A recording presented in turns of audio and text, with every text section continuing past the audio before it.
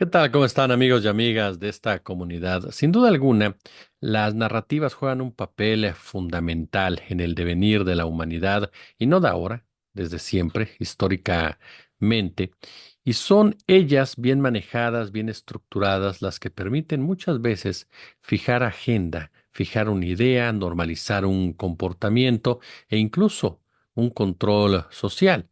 Un ejemplo palpable, por ejemplo, que se vivió en nuestro país fue el que tiene que ver con el neoliberalismo en la década de los ochentas y de los noventas, cuando a millones de mexicanos y de mexicanas se nos hizo creer que era un método, un sistema económico que garantizaba el desarrollo de todas y de todos, cuando en realidad lo que buscaba era legitimar en todos los sentidos las privatizaciones y el enriquecimiento de unos cuantos a costa del sufrimiento de las mayorías. Pero usted seguramente lo recuerda. Había campañas enormes, millonarias en los medios de comunicación en donde se hablaba precisamente de las bondades de la modernidad, del desarrollo que traía consigo esta nueva forma de manejar la economía. Hoy por hoy continuamos viendo y observando a economistas, a gente dedicada a analizar el tema financiero, que siguen endiosados, que siguen convencidos de que ese sistema, a pesar de los resultados tangibles que ha dado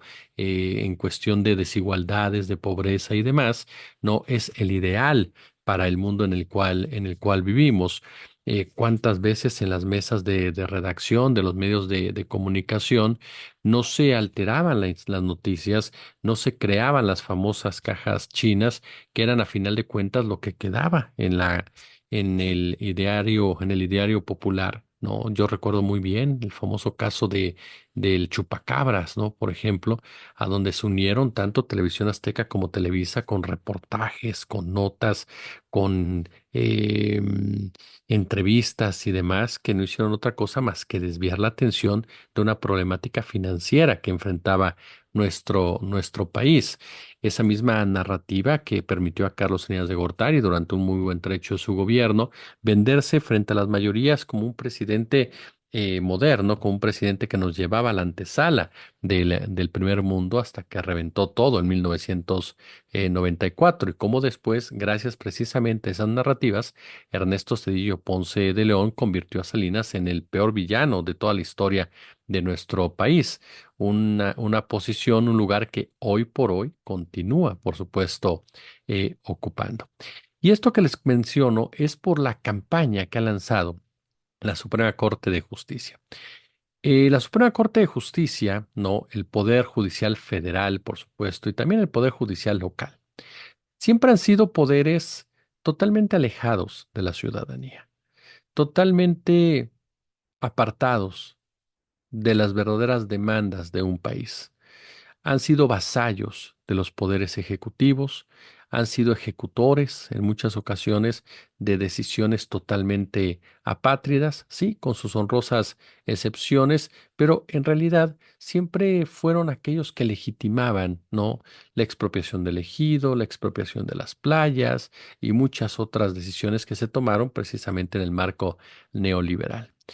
Esta poca transparencia en su manejo, este hecho de que siempre se hablaba del Poder Judicial como una especie de Olimpo, ¿no? De sabios, de personas que tenían una respuesta para todo, que conocían a profundidad las leyes, que eran los ejecutores precisamente del Estado de Derecho y por lo tanto la brillantez los acompañaba en cada paso que daban, que si el birrete y la toga los convertían definitivamente en entes superiores al resto de nosotros, no hizo otra cosa más que ensoberbecerlos, envilecerlos, perdón, usted corrijo, envilecerlos, llevarlos a ser conquistados 100% por la soberbia y de verdad considerarse como una especie de salvadores de la patria, como personajes que no podían ser cuestionados, como personajes que no podían ser molestados porque la perfección era lo que los acompañaba, aun y cuando el Poder Judicial, tanto federal como local,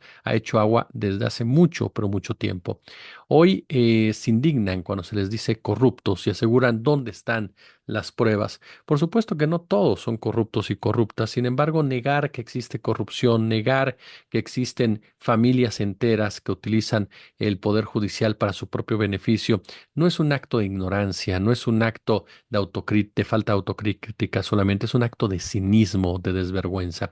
Y precisamente por ese alejamiento que ellos pudieron cotejar cuando se rompió su burbuja, cuando el presidente de la República los evidenció en la mañanera, ¿no? Y que se fueron a huelga los trabajadores del Poder Judicial, ya nadie le importó y que empezaron a gritar, ya vociferar, que estaban tratando de acabar con los contrapesos, de que estaban buscando controlar la Suprema Corte y de que estaban buscando desaparecerla. A nadie le importó tampoco la elección. Y mire que vaya que tuvimos que fletarnos a la oposición, repetir ese mantra no una, sino 10 veces, no a la propia Norma Piña salir a crucificarse y decir o asegurar, no, que estaban siendo víctimas de una persecución del otro poder, porque para consolidar su autocracia, pues requería precisamente que la Suprema Corte dejara de ser un ente independiente, como si alguna vez lo fuera, hubiera sido.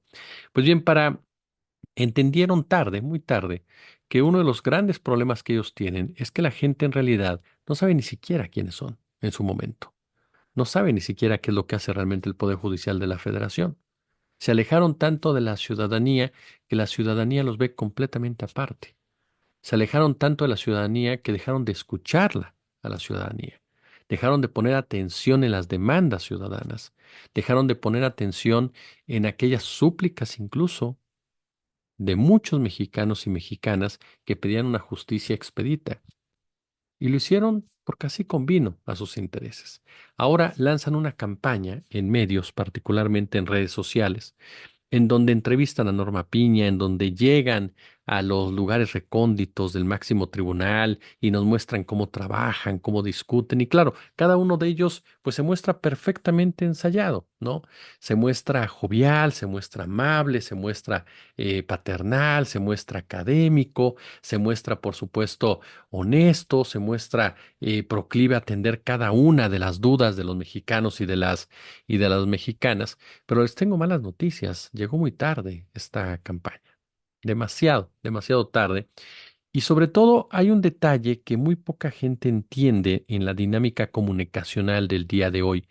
Y no lo entiende porque no valora a la audiencia, no valora, por supuesto, a aquellos que te escuchan, que te leen, que te ven, que están pendientes de lo que haces, dices y cómo lo haces y cómo lo dices. Y es la credibilidad, es la honestidad intelectual, es el compromiso con los principios. Los integrantes del máximo tribunal no tienen nada de esto. No son gente que cuente con credibilidad y no tienen credibilidad porque ellos mismos acabaron con la misma, porque durante años fueron vasallos, porque durante todo este tiempo se han dedicado a ser un obstáculo realmente para la cuarta transformación, defendiendo, por supuesto, no, intereses oligárquicos, desde echar abajo los llamados Plan A y Plan B hasta impedir la distribución de los libros de texto gratuitos. El Poder Judicial de la Federación se instauró en este sexenio como un freno para todo lo que significa la 4T.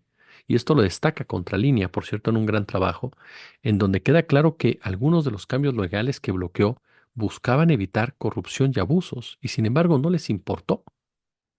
Ellos lo llevaron a cabo. Por ejemplo, echó abajo la prisión preventiva oficiosa para delitos fiscales, destinada a impedir la impunidad de factureras y de lavado de dinero. Por supuesto que el argumento fue lo que hemos dicho, la prisión preventiva, no oficiosa que castiga la pobreza, pero no supieron discernir o no quisieron discernir en torno a qué sí tenían que haber aprobado y a qué no tenían que haber aprobado. Además, benefició con amparos a la industria de los pesticidas e impidió desde la Suprema Corte consolidar la industria eléctrica nacional.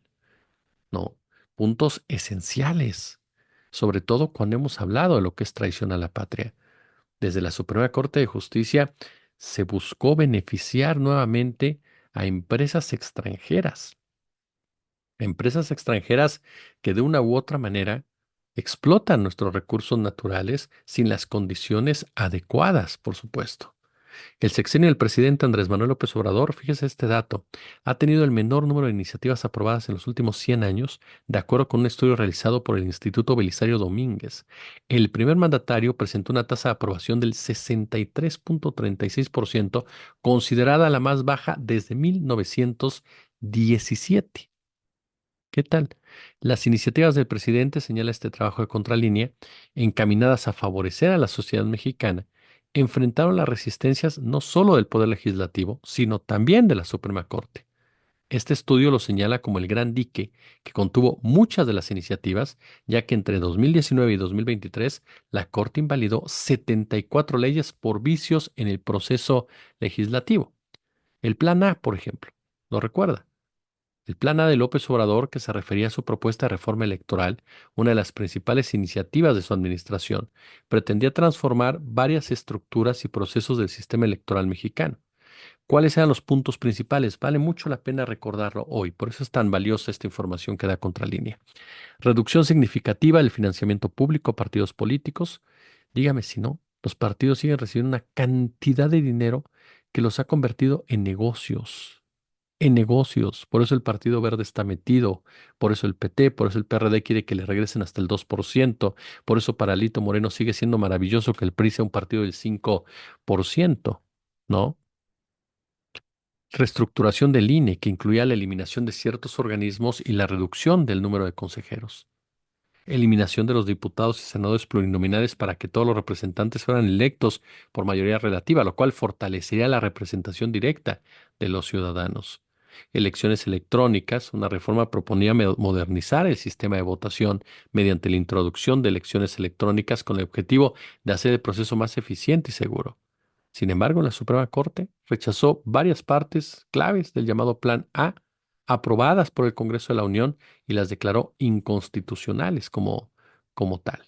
El Plan B. El Plan B fue una serie de reformas electorales que el presidente López Obrador impulsó ante el Congreso, ¿no? Después del descarrilamiento del Plan A, y este paquete de cambios legislativos consistió en modificaciones a leyes secundarias que no requerían una mayor calificación en el Congreso y buscaba impedir que instituciones como el INE fueran tomadas por personajes como Lorenzo Córdoba, quien demostró, no, que era un personaje que jugaba para la derecha. Bueno, el plan B también fue echado abajo. El argumento en ambos casos fue que tanto el plan A como el plan B buscaban eliminar al INE. Jamás se buscó eliminar al INE, ni mucho menos controlarlo. Era una reestructuración como tal, como todo lo que hace falta en esta república de la simulación. Simplificar procesos, por ejemplo, controlar estructuras, pero controlar en el buen sentido. ¿A qué me refiero con eso? A que no estuvieran totalmente diseminadas bajo el control del gran capital, sino que fueran realmente ciudadanas. La ley de la industria eléctrica fue otro caso, por supuesto, que también echaron para atrás en beneficio, como les decía, de los grandes empresarios, ¿no? El decreto de AMLO contra la utilización de glifosato. El juez Javier Rebolledo Mendoza suspendió el decreto del primer mandatario que prohibía el uso del glifosato en industria eléctrica. Y como le mencionaba el tema de los libros de texto, Luis María Aguilar, ¿no? Concedió a Chihuahua incluso un amparo, ¿no? Por posibles violaciones a los procedimientos para la aprobación de los contenidos. Obviamente resultaron improcedentes, pero mostraron hacia dónde van. Hoy nos tratan de vender a un Javier Lainez Potisek todo amable, todo dicharachero, a una Norma Piña toda accesible, coloquial, ¿no? Que mueve sus manos, sus ojos, demás y demás ministros, planteándonos como los enemigos de la sociedad.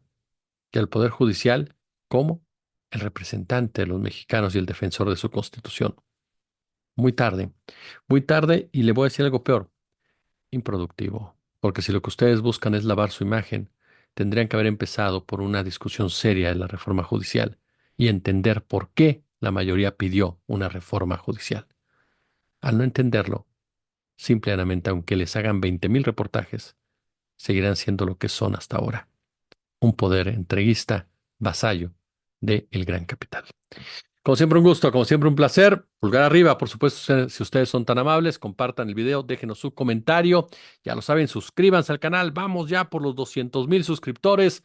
Y si hay chance, si hay oportunidad, super chat, super gracias. Únanse al canal. Gracias. Nos vemos mañana a las 11.